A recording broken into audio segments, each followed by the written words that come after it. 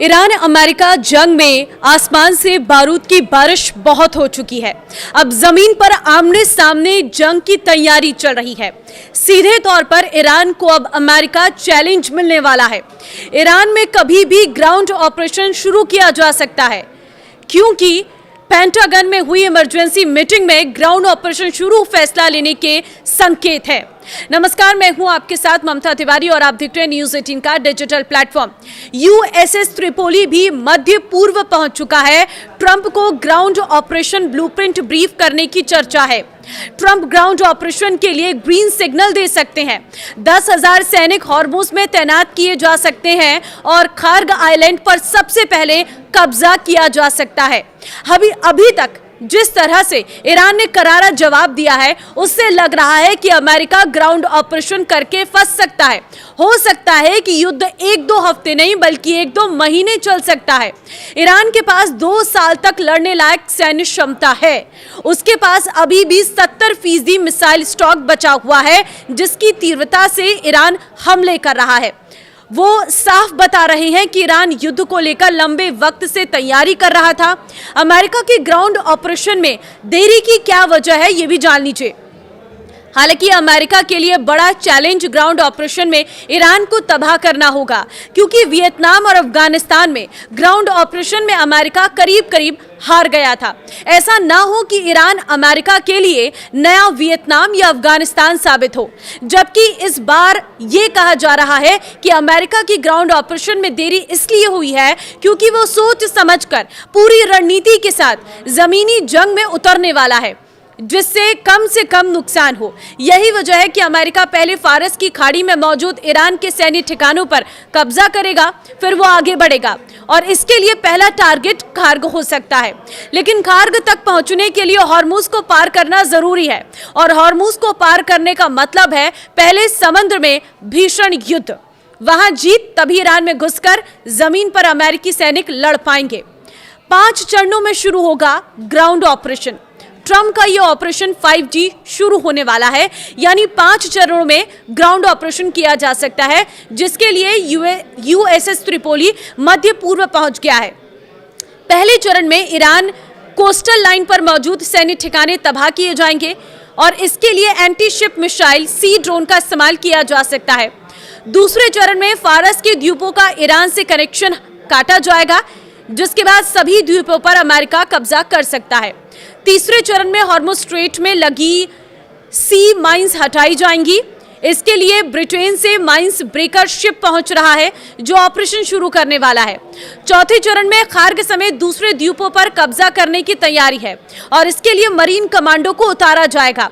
5वें चरण में खार्ग से ईरान में कमांडो उतारे जाएंगे, जो हेलीकॉप्टर या पैराशूट से ईरान में घुसेंगे और तबाही मचाएंगे।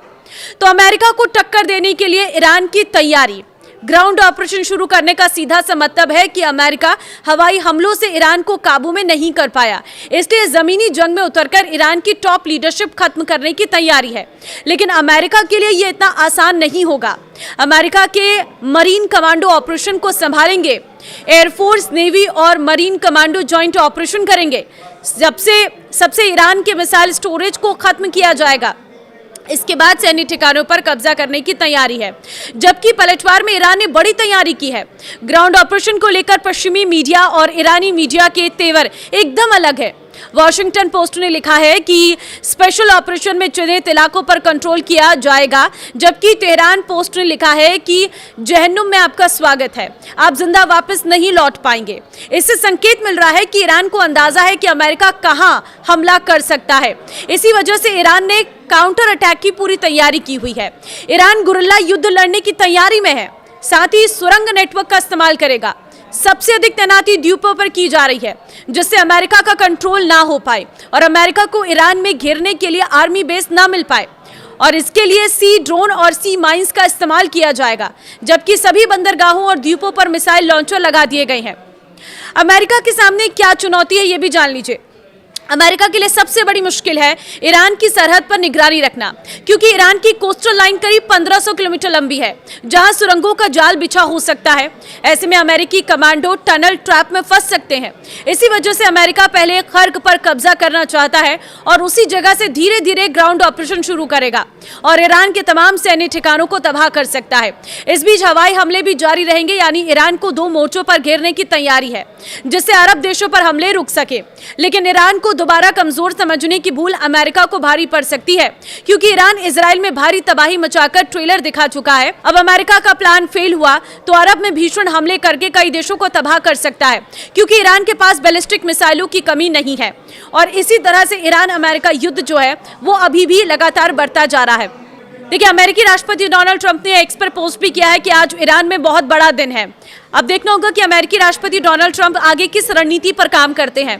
अगर ये ग्राउंड पर युद्ध लड़ते हैं तो कितनी चुनौती अमेरिका के लिए हो सकती है, लेकिन ये ग्राउंड का युद्ध बाकी दुनिया के देशों के लिए भी मुश्किल भरा रह सकता है, क्योंकि अगर ग्राउंड जीरो पर युद्ध लड़ा जाता है तो ये लंबा खिंचेगा, और अगर ये लंबा खिंचेगा तो दुनिया भर में कई तरह की दिक्कतों का सामना लोगों को करना पड़ेगा, और महंगाई जो है वो चरम सीमा पर पहुंच सकती है। अब ऐसे में देखना ये होगा कि अमेरिका, इजराइल, ईरान का ये युद्ध कहां जाकर खत्म होता है, क्योंकि अभी भी एक एक कर मिसाइलों से हमले लगातार जारी हैं। जिस तरह से ईरान के ऐसे इलाकों में हमले किए गए जहां पर बहुत बड़े स्टोरेज तेल के हैं, वहां पर हमला करके केमिकल का रिसाव किया जा रहा है, और अभी एक भारतीय की मौत की भी खबर आ रही है सामने। तो ये हमले कहां जाकर रुकेंगे, इस पर सभी की नजरें रहेंगी। लेकिन आपको क्या लगता है, क्या अमेरिका ग्राउंड जीरो पर लड़ाई लड़ेगा? मुझे कमेंट में अपनी राय जरूर दें।